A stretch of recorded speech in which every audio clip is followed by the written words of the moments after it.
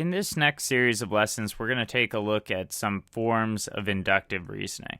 And you really don't need to focus on these names here.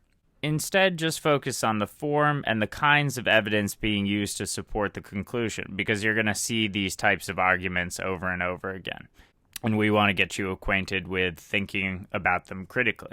So here, for our first form, we have inductive generalization, which reasons from characteristics of a sample of a population, just a part of it, to making a conclusion about that population as a whole. So, for example, 70% of American consumers surveyed preferred Reese's Pieces to Snickers, so most Americans prefer Reese's Pieces to Snickers. On its face, that seems like a fairly well-supported argument, but with inductive generalization, with looking at samples, you want to look at the quality of the sample. So say these consumers were only surveyed in one part of the country.